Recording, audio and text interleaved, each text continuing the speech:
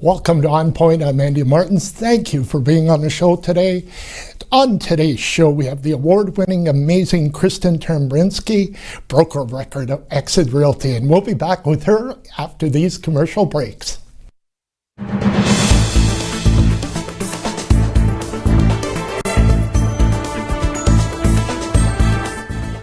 Welcome to the Machine Shop, our historic venue and gathering place for friends and family. Built in 1899 on the site of a Northwest Company trading post. Today we are a go-to venue hosting many expos, concerts, weddings, and more. While you're here, choose one of our dining experiences. Enjoy a quiet dinner at the Mill Steakhouse and Wine Bar, watch a game and try wood fire oven pizza and local draft at the Boiler Room, or treat yourself every day to gelato and local coffee at the Gelato Mill. For more information on the Machine Shop, visit machineshopinc.ca.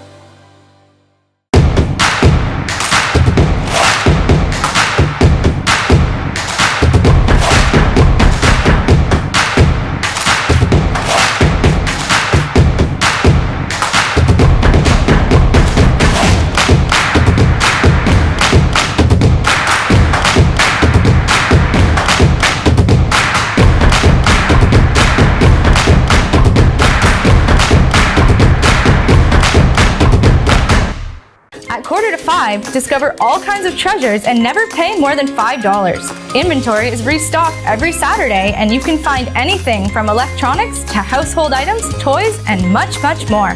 On Saturday, everything is $5 and the price goes down throughout the week, ending with 25 cents on Friday.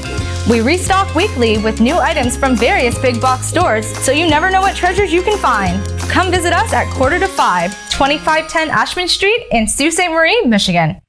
Have a great business idea but don't know where to start? Need help taking your business to the next level? C2C Business Services can be your guide in navigating the path of entrepreneurship, with services ranging from grant funding support, access to service experts, market information, and helping your business adopt new technologies to create and foster a culture of innovation for ongoing success. Call C2C Business Services and let them be your first step in taking your entrepreneurial dreams from concept to commerce. C2C Business Services is a division of the Sault Ste. Marie Innovation Center.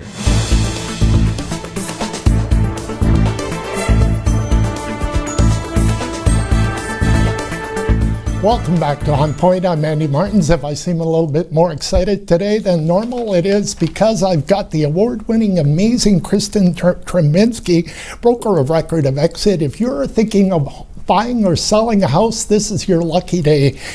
And welcome, Kristen. You're amazing, award-winning, outstanding realtor in our city for a few years, and welcome to the show. Thank you so much, Andy.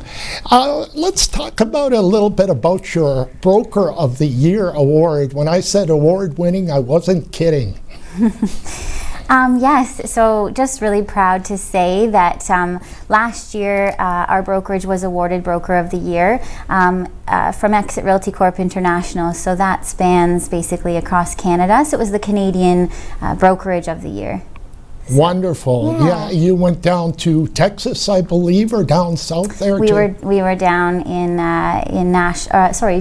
Yeah. Oh, okay, yeah. Great. Dallas is a wonderful city. I'd like to visit it sometime.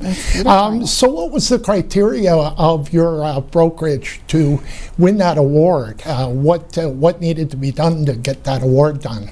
So basically our brokerage, we've had the Exit franchise here in Sault Ste. Marie since the year 2000. So they look at the progressive growth of the brokerage, they look at the retention of the agents, they look at production. So there's a whole bunch of criteria really that they entail, and then they look at community involvement, the culture of the brokerage, the team building that you implement. Just really there's a whole lot of criteria that they really actually don't even share with us, but I know that was definitely some of the criteria, and so is definitely a career highlight. Wonderful. Yes, you've done a fabulous job, the 37 agents, and your father's had it a little bit smaller, but you made the decision to go another way, and it's really worked out well. It has. We in 2012 we were at about 11 or 12 agents, and now we've just hit 36. So looking to grow and continuing to grow in the right way. it's one thing to be a large brokerage, but it's another thing to be able to add value every day to the agents, ensure that you're there to mentor and train them and help them with their day-to-day, because that's really what's most important to us. It's not about the numbers, it's about the individuals, and making sure that we can service them all, help them grow their businesses, and be there for them. So. Oh, right. You're so right. Support is important. And the viewers will see as we go on with these shows that support makes the difference. And also, Kristen is involved with regional ownership of the Exit franchises in Northern Ontario, all the way from the Manitoba border to Barrie. What's that all about, Kristen? I think our viewers would love to know about that. So I've taken on the role as, the title is Regional Leader. So essentially what it is Canada has recently been divided up into territories. For the longest time, Exit Realty Corp International basically owned all of Canada and ran and was in charge of the growth in Canada. So in the US, the growth of the franchise has been a lot more significant, and they focused really on the American side. But now that we're focusing on the Canadian side, they've put regional owners in place, and right now there's 3 of us. Right. So there's a regional owner of Southwestern Ontario, there's a regional owner of Eastern Ontario, and then there's myself, who has the territory of Northern Ontario. So the exciting part about that is that we've grown the brokerage to a certain level, which was challenging, and it's still challenging on a day-to-day basis, and I love it. But the next step for myself and my partner, Jamie, are to essentially take what we've built, which we have really systematized, take the franchise and all the training that it has to offer, and try to put franchisees in place in all the areas between, like I said, the Manitoba border and Barrie. So right now within our territory we have an office in Barrie, it's Exit Lifestyle Realty, and then we have an office just outside of Barrie in Stayner, Exit Realty Welcome Home. So right now there's the three brokerages within the territory, and we're looking to grow that to 20. So that would basically be all the major areas. So Sudbury, Thunder Bay, North Bay, Timmins, and then we have all the great area of like Collingwood, Wasaga Beach, Huntsville, and there's just so much opportunity for growth. But what we're looking for is like the needles in the haystack, the franchisees that really meet our culture and the criteria that we're looking for in regards to having these franchisees own and operate businesses. Sounds amazing. And knowing a little bit about the Collingwood, Wasaga Beach area, having been raised and grown up down in that area, has tremendous potential to have an Exit franchise. Oh, absolutely, and it's super exciting. Selling a franchise is completely different from selling a home, because there's nothing physical there. I mean, there's the franchise itself, the name, the branding, and of course the training and the materials behind what you're purchasing in a franchise agreement. But it's essentially selling people on a dream. It's selling people on a dream of owning and operating their own business. Oh, it's huge, and the success and their futures. So that part, to me, it's been challenging. It's been one of the most challenging things that I've done, is being on the road and meeting with people and just talking to people about the company and about what we've built here in Sault Ste. Marie and how special it is to me, and then also what some of our other franchisees are doing and the success that they're having. So that part of it is for me a really exciting and exactly. It's challenging, and again, we should mention that you don't have to be in the real estate business to be a franchisee owner. Absolutely not. So the people who we've been talking to are people that surround the real estate business. So it's not just realtors and brokers and salespeople that we're talking to. We're talking to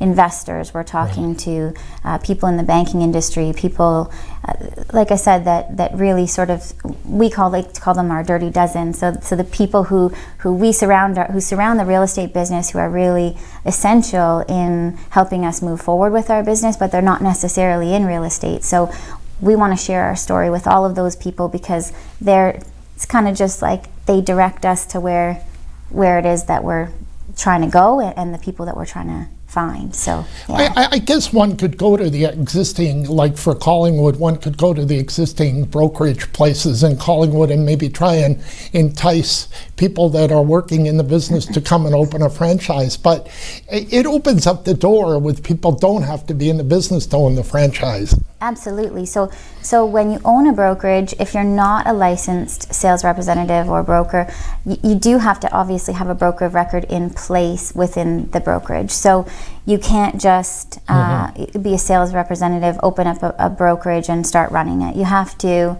if you're investing in a real estate franchise, you do have to hire then a broker of record to put in place. And first order of business, you got to move on the broker of record. You've got to find a good broker of record, otherwise, yeah, you're in trouble. Let's move on and talk about Sault Ste. Marie now in terms of the average sale price and how long are houses on the market in this community? So the average sales price, I actually just pulled it up this morning. It's just shy of 180,000. I can tell you exactly right now. So the average sale price now this is on the MLS within the Sault Ste. Marie Real Estate Board as of this morning was 176,681.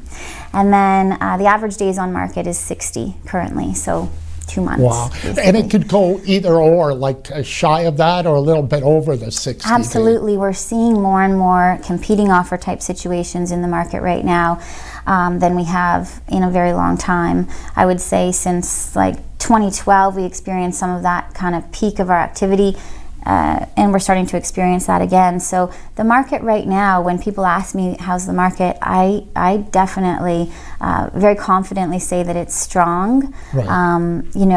Our pricing is stable, and our days on market are right around that average. 60 days is pretty average, and our sales prices, we're seeing prices within, I would say, the $200,000 to $300,000 mark. Those homes over the last few years really have increased. Once you get into the upper price ranges, we're more stable, but we've seen more high-end sales this year than we've seen in a very long time. So typically we have a handful of sales, within a year over that $500,000 mark, even $400,000 mark. But this year we're seeing a lot more activity in the upper price ranges, which is nice to see, and it builds confidence in the market. Great. Let's take a quick break, Kristen. We'll be right back with Kristen Trembinski, the broker of record of Exit Realty, right after these commercial messages.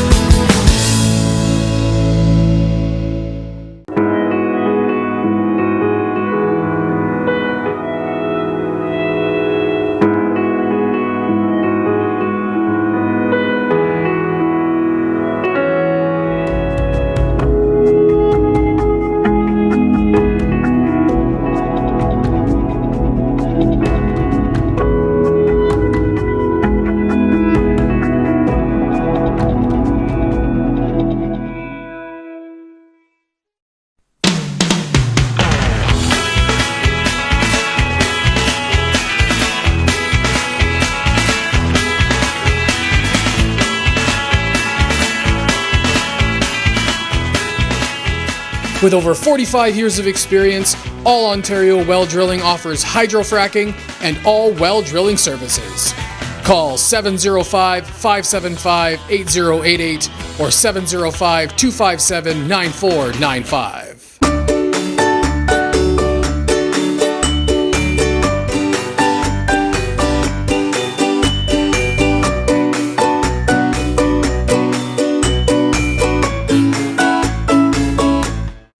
At Maitland Ford Lincoln, we see our trucks everywhere. We see them on Queen Street, Lake Street, North Street, Bay Street, 2nd line, 3rd line, 4th line, Pine Street, Great Northern Peoples Road, Wellington, Cora Road, Bruce Street, Carmen's Way, Northern Ave, Trunk Road. Folks come from all over Algoma District and beyond to buy their truck at Maitland Ford Lincoln. Amazing prices, outstanding service. King Street, Shannon Road, Goulet Bay, Black Road, Government Road, and even on Pine Shores. Yep, our trucks are everywhere. Get yours at Maitland Ford Lincoln, built for Northern life, on Great Northern Road, just north of the hospital.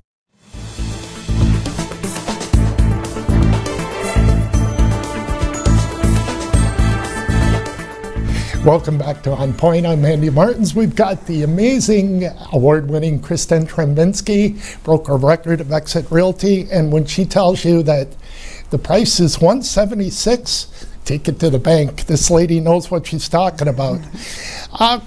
Kristen, is there any favorable time of year to list or buy a house? That's a good question, Andy. People ask that, people are always wondering, is there a good time to list a specific time of the year? Typically our spring and fall markets are the busiest markets, but that's not necessarily to say that it's the best time. So there's always times of the year that people have to sell, and there's different times of the year where inventory is lower and when inventory is higher. So within the two active the spring and fall markets, there is typically a lot of inventory that you're competing with as well. So you sort of have to weigh, like I would say May in regards to listing time, after the snow goes and once things start to look a little bit nicer. May is a good time. Come into the end of May is when we get a real influx of new listings. So it's a little bit of a busier time that way. And like I said, as a listing, you're competing with more and more homes. To buy, again, people have to buy at all times of the year. In the winter time, there's a little less inventory, of course, so less to choose from. There's more to choose from between the spring and fall, but then again, you're competing with a lot of other buyers. So I would just say, I always encourage people that when the time is right for you, it's a good time. It's never a bad time.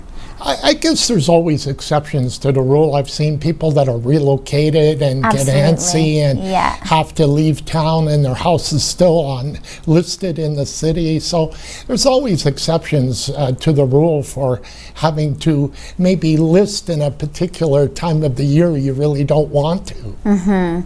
A huge part of the listing is obviously the marketing and the exposure that you get. So there's a lot of important factors that way in regards to getting your listing up. So staging is a big part of it, and getting the house prepped and ready for sale. There's the photos and actually putting the listing together. That's another huge part of it. Professional photos. We have a photographer that works with our office, and he's absolutely fabulous. It works in a good way and sometimes in a bad way, because people are like, oh, this is way nicer in the pictures than it is in real life. But that doesn't, the whole point is to get people through the house and not to misrepresent, but to properly prep the house and then, do a good job getting it out there and exposed to the market. And communication, our team of, like I said, 36 realtors, we communicate on a regular basis. So on Tuesday mornings, actually this morning, we have our sales meetings and we talk about all of our new listings. And then we go out on what's called lookups, and we look as a team at all of our new listings so that we're all familiar with the exit listings. And that to me is a huge benefit to sellers, because essentially on day one you get exposure to a number of realtors that are all seeing your property, physically seeing your property, and are familiar with it and can go out and share it with their clients. So it's amazing. Another amazing factor of Exit that you offer the support. Everybody needs to see what everybody else's listings are, so they're not caught with surprises. Well, and then it also helps them with pricing, right? It helps us all with pricing. You're always going to come across those properties where it's a little bit tricky to determine a proper and an appropriate list price. So as a team, we go through and especially for the newer realtors who aren't so familiar with pricing, they get to see all kinds of different homes, physically see them, and we talk about how we came up with the pricing strategies. And then sometimes we'll play a little game where if we're really unsure, we'll take pieces of paper and secretly write down on them, what we all think, and then typically what what number ends up right in the middle is the accurate number. So we like to do things like that as a team as well, just to help one another and be as accurate as we possibly can with our listing prices. That's amazing. That's just super, because as you and I've talked about it before, on my street, we see a house when it's overpriced, it just doesn't move. So it's frustrating for everybody all around. Yeah, so I mean, that happens, and you can only determine based on historical values, right, and historical sales. So sometimes a property does end up being a little bit overpriced, but you deal with it and you go through the reduction process. The important thing is just staying on top of the listing and ensuring that it's not just sitting there and you're not communicating. Like the biggest mistake that a lot of realtors make is in communication with the sellers, and we're all guilty of that at times, not communicating enough. But the key is to keep your sellers informed on what's happening with with the listing. Even if there's nothing happening, I'm sure most people would rather know that nothing's happening versus like silence and not hearing from you at all. And the key part that you mentioned is, as a team, you want to make sure that you get the property listing priced right, because then if you don't, then you have to go through price reductions and you waste everybody's time. They have to backtrack and the seller is unhappy. So that's a key strategy that you guys have. Well, the biggest thing, the biggest thing is that people think oftentimes that they can price it a little bit higher so that there's more room for negotiation. And the mistake in that thought process is that if you list close to the market value, your list to sale ratio is going to be a lot tighter. So that means that if you're listing close to market value, you're going to likely get the activity, the number of people through the house that are interested, and possibly even a competing offer situation where you get the asking price or even a little bit more, versus if you list a house that's $20,000 over what it should be, you're going to get that influx of people through the listing in the first short period of time, and then they're going to step back and say, I'll just hold off and see what else is out there, or they'll say, just keep me posted on that listing and maybe we'll think about it if they come down in price.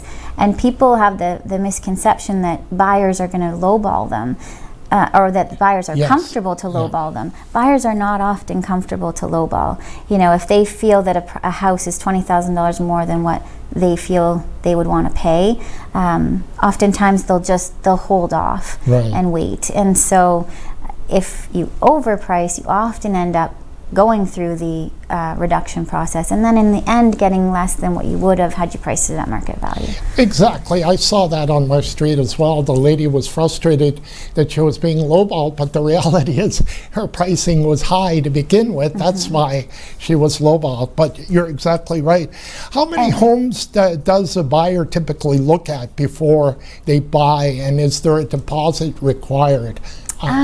So that's a tricky question, but I would say on average, if the realtor is working for their buyer, and I got to restate this. So in a typical situation, I would say it's common to show your buyer between 10 and 15 properties, and that totally varies, but the idea is that you're getting the criteria from your buyer up front. So your job as a realtor is to assist that buyer in finding the house that they're looking for. So up front, what we do is like a checklist with the buyers, and all of our realtors familiarize themselves with what exactly that buyer is looking for, and then it's our job to look at the new listings every day, whether they're the MLS listings or private listings, and find those houses that meet their criteria. Now, there's an expression that buyers are liars, and it's not that they're liars, it's oftentimes that what they were originally looking for turns out to be completely different from what they end up buying. But the idea is to send them the listings that meet the criteria and show them, houses that are in their price range, and then find them that perfect house. Now, after 20, 25, 30 listings, if you're still not selling your buyer a house, then maybe they just haven't found the right thing. Maybe they're looking for something more specific, and then it's important that you revisit those criteria again and say, hey, are we on the same page still? Like, am I following what it is that you're looking for?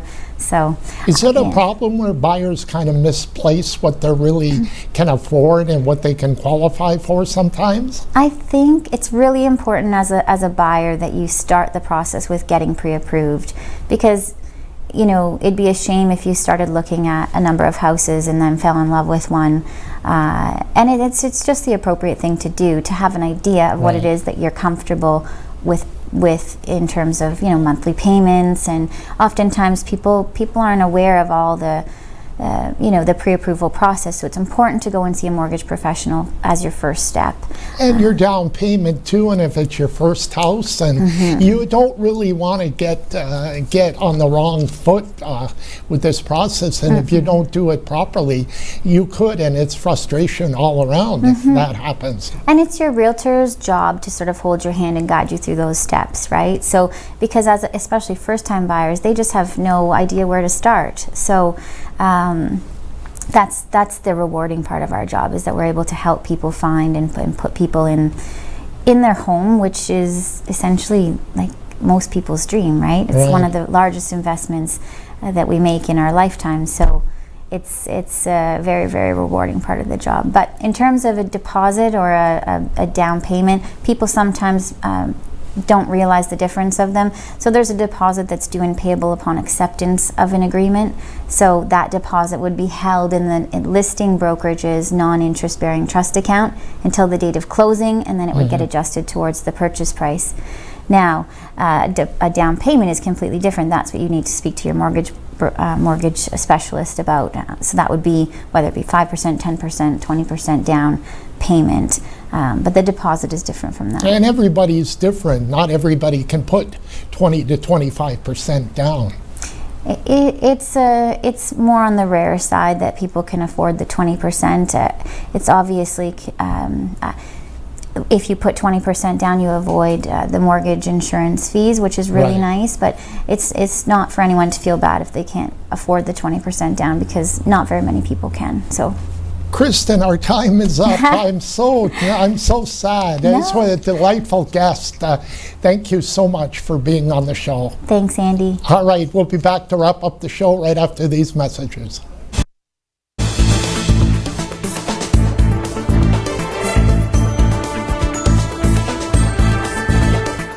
He fell.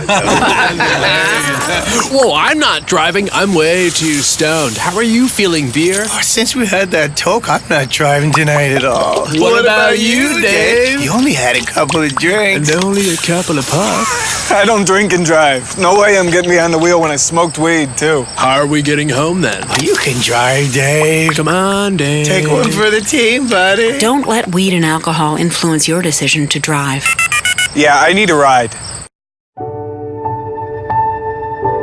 I am a mother, and I am a sister.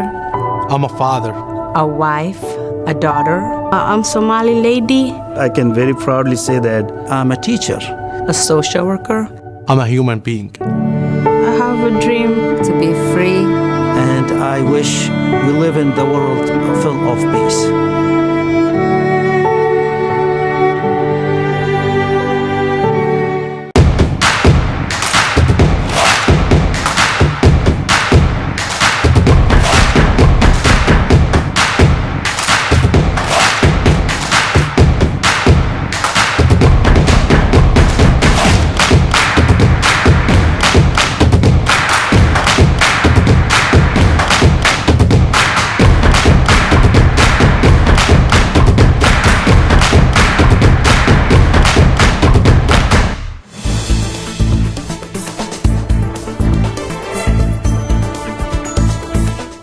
Welcome back to ONNPoint. I want to thank my guest, Kristen Trembinski, a very delightful guest, broker of record, amazing award-winning real estate lady, and she knows her stuff. She'll be a regular contributor on this show. And coming up on the next edition of ONNPoint, Sarah McCleary. She joins me on the next edition. I'm Andy Martins for ONNPoint. We'll see you then.